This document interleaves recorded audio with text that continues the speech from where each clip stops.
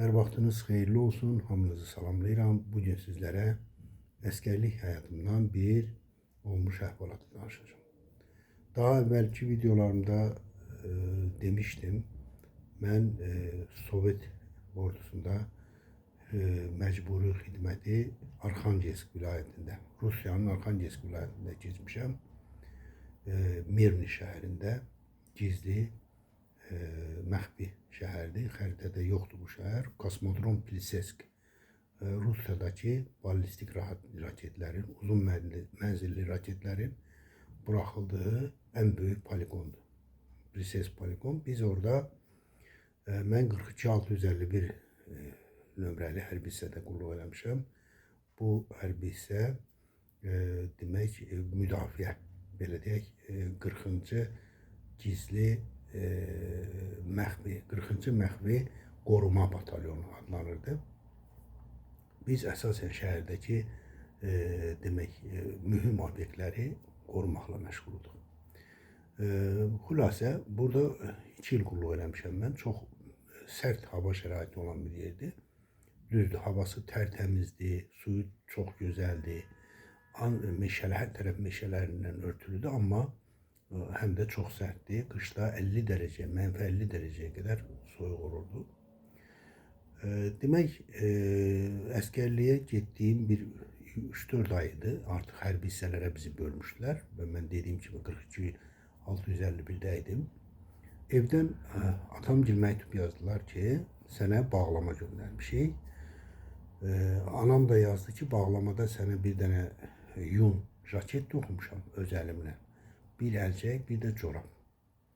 Mən əslində hər dəfə anamgilə yazırdım ki, atamgilə mənə heç nə lazım deyil, heç nə göndərməyin. Ancaq ata ürəyi, ana ürəyi əlbəttə ki, onlara deməklə olmur. Onlar, yenə də anam bu əziyyətli, çox əziyyətli bir dönəmdə, düşünün ki, həm məktəbdə müəllimə işləyir, həm ev işləri və o vaxt tapıb mənə dediyim kimi bir yun jaket öz əlləri ilə bir yun corab və bir yun əlcək toxumuşdu.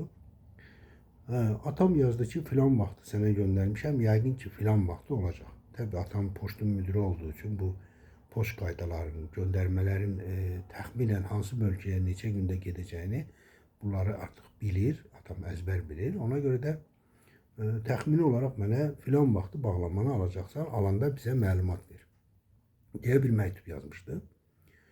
Neysə, bu söhbətdən üstündən bir xeyli keçdi, bağlama gəlmədi. Elə atam da hər dəfə yazır ki, bağlamanı aldın mı? Anam yazır, bağlamanı aldım mı? Mən də yazıram ki, yox, almadım. Atam dediyim kimi bu nümunəvi bir poçt rəisi olduğu üçün tələb eləyir qaydasına uyğun olaraq bağlama hardadır. Ona məlumat verilir ki, SSR Rabitə Nazirliyindən ona məlumat gəlir ki, o sizin göndəri filan Mirni şəhərində, Mirni şəhərinin mərkəzi postunda hərbi hissənin poçtalyonuna təqdim olunur. Neysə, bu söhbət uzandı bir xeyli. Onun üstündən sonra mənə başqa bağlamalar gəldi, atam göndərdi, yeni evdən göndərdi, bacımgil, qardaşımgil. Xülasə, bu söhbət uzandı. Təxminən bir il olar artıq mən qulluq edirəm. Poçtalyonumuz da dəyişib. Bir gün mənə dedilər ki, səni demək hərbi hissənin qərargah rəisi mayor Kistikov səni çağırır. Getdim qərargaha, girdim bunun otağına, qərargahın girdim. Bizim qərargah 3-cü mərtəbədə idi. Girdim qərargaha, Kistikovun qapısını döydüm. Dedi, heç mən axıra qədər döyməyimi gözləmədən dedi, gəl Rıza, keç içəri. Kistikov mənim xətrimi çox istəyirdi, mayor Kistikov. Yaxşı bir adamdı, yaxşı bir hərbiçi idi, yaxşı insandı. İçəri keçdim, gördüm qapıdan girəndə solda, kabinetin lap ayaq tərəfində bir qara bir gədədir. Mən bilirəm, Azərbaycanlıdır, amma çox axmaq Azərbaycanlı idi. Demək, hansı bölgədən olduğunu deməyəcəm, bölgələrin birindəndir. Bunun da soyadı Hüseyin oldu, amma adı başqaydı. Və bu adam bizə çox yaxınlaşmırdı. Biz onu bir neçə dəfə belə əvvəllər salam verirdik. Sonra gördük bu bizə yaxınlaşmır. Neysə biz də heç bizim bir qrupumuz vardı. Azərbaycanlı belə söhbət edən, birlikdə olan bir qrupumuz vardı. Mən idim, Müşfiq idi. Sonra öz yanımda qulluq edən Gədəbəydən Zeynalıdır, Nizami idi. Yuxarıda birinci rotada Naxçıvanlı Vüqar Xudiyev Vüqardır. Bizlər söhbət edərdik. Biz belə Azərbaycanlılar var. O biri hərbi hissədə Samir vardı, deyəsən İmişlidən idi. Sonra Mamet vardı, yenə o da Aran bölgəsindəndir. Yəni bizlər söhbət edərdik, görüşərdik, salamlaşardıq. Yeməkxanada da bir küncdə, yeməkxanaya girəndə sol tərəfdə, sağda küncdə bizim bir yerimiz vardı, məşhur Azərbaycanlıların yeri. Orada oturardıq həmişə. Söhbətləşərdik. Amma bu gədə dediyim kimi bizə yaxınlaşmırdı. Nəysə, son zamanlar ümumiyyətlə o təxminən bu dediyim hadisədən bir müddət əvvəl də bunu görürdük ki, bu yeməkxanaya falan gedəndə axsaya gedir və ayaqlarına da tərlik geyir. Yəni ayaqqabı geyinə bilmir. Görünür ayağı zadı yara olub. Nəysə, bu gədə gördüm qərargahın rəisinin kabinetində ayaqdan oturub, qərargah rəisi oturub, bir də qonşu hərbi, sonradan bildim ki, qonşu hərbi hissədəndə bir kapitan oturub. Dedi ki, Mayor Çistikov, dedi, Rıza bilirsən səni niyə çağırmışam? Dedi ki, dedim, yox, yoldaş mayor, bilmirəm. Dedi, sənin o bir itən bağlaman vardı, onunla əlaqədar çağırmışam. O bağlaman bilirsən nə olub? Dedim, xeyr, yoldaş mayor. Dedi, o sənin o bağlamanı, bax bu alçaq, bu qapıda oturan sənin yerin, həm yerin bu alçaq alıb, ona aid olmadığını bilə-bilə alıb və gizlədib. İndi bax bunu çağırmışıq, bunun taleyi sənin əlindədir Rıza. Sən burada, qabağında bir dənə izahat var belə, bundan izahat alıb. Dedi, sən burada, sən də belə bir izahat yazırsan. Əgər sən bunun bizdə yazsan ki, mən bağlamanı aldım, etirazım yoxdur, heç bir problem həll olub, onda bunu buraxırıq, sərbəst buraxırıq. Amma yox, yazsan ki, mənim bağlamam alınmayıb, məlum olub ki, bu alçaq yeyib sənin bağlamanı, biz bunu ən az 2 il dizbata göndərəcəyik. İntizam batalyonu deyirlər ora. Çox ağır şəraitdə orada bir növ həbsxanaya göndərəcəyik. Sən bu artıq, çünki bu cinayət törədibdir, dedi. Başqasının əmlakını oğurlayıb, ona görə bu cinayət məsuliyyətinə cəlb olunacaq. Amma sən desən, bunu bağışlasan, artıq özün bil, dedi. Bu sənin həmyerin. Belə baxdım bu alçağın üzünə. Nə deyim? Bu başını salıb aşağı murdar sifəti. Nə deyim? Bu bilə-bilə ki, dediyim kimi, bağlamanı da necə eləyiblər? Anamgil bağlamanı alt, aşağı, nə bilim, əl işləri, paxlava, şirniyyatları filan başqa əllərinə keçəni qoyublar. Bağlamanın ən üstünə, demək, o toxuduqları jaketi, əlcəyi, corabı qoyublar. Ən üstə də məktub yazıblar. Yəni, bu adamın necə olub hadisə? Bizim postalyonumuz bir Tatar idi. Diqqətsiz yanaşıb, bağlama gəldiyinə dair o xəbərdarlıq qəbzini göndərib, Hüseynov görəndə göndərib həmin bu yan hərbi hissədə, o dediyim gədə, o iyrənc yan hərbi hissədə idi. Bizim postalyonumuz 3 hərbi hissənin postalyonuydu. Demək, 13.991 idi sərpilənmirəmsə, həmin hərbi hissədə. Bu qəbz gedib ona səhvən. Bu da qəbzi götürüb gəlib bağlamanı almağa. Bağlamanı alıb, Praporşiklə bağlamanı açıb, Praporşikin də orada biraz məsuliyyətsizlik olub, gərək dəqiq yoxlayaydı.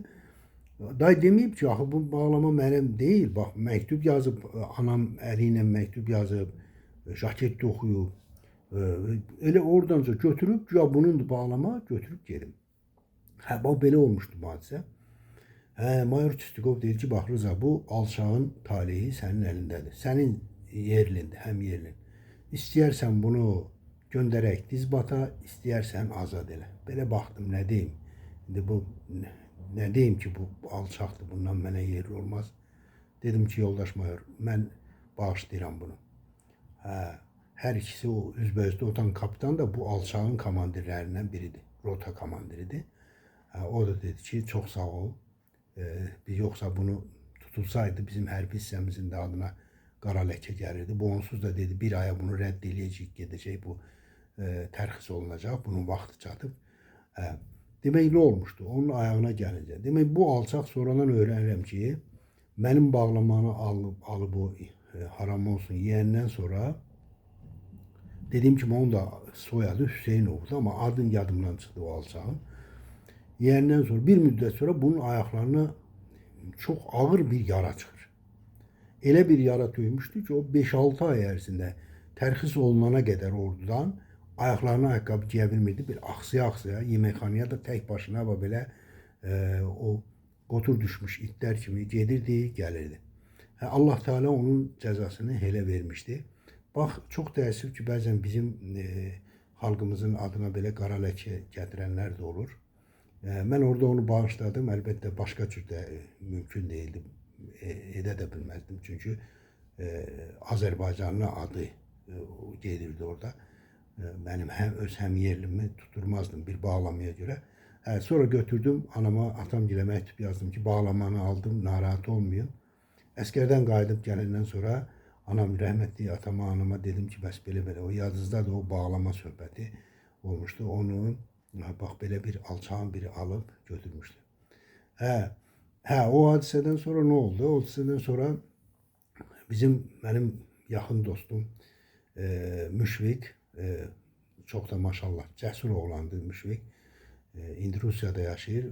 Dedi ki, Rıza, gəl bu iti çırpacağım. Mənə icazə ver bunu çırpım. Bir gün belə qarşılaşdı. Dedim, yox Müşfiq. Onu da Allah cəzasını verib. Bırak onu. Müşfiq dedi, yox, bu millətimizin adına qara ləkədir. Dedim, yox, daha onu Allah cəzalandırıb. Biz o işə qarışmayaq. Belə Müşfiqin qarşısını güclə aldım. Yoxsa doğrudan da Müşfiq elə onu döyəcəkdi. Bizim dediyim kimi yaşı qardaşlarla mən qulluq eləmişəm. Müşfiq, Faiq, orada yaxşı dostlar olub, amma belə axmaqları da olub. Allah Teala bizləri belə axmaq, murdar insanlardan qorusun. Belə xalqımızın adına ləkə gətirən dırnaq arası həmyerlilərimizdən qorusun. Onları biz ətrafımızda çalışmalıyıq ki, yaxşı insanlar toplayaq, yaxşı insanlar bizi əhatə eləsin. Hamımıza xeyir əməllər nəsib olsun. Xeyirli insanlarla görüşməyi, dostluq etməyi, yoldaşlıq etməyi nəsib eləsin inşallah. Allah'a emanet olun. İnşallah görüşərik.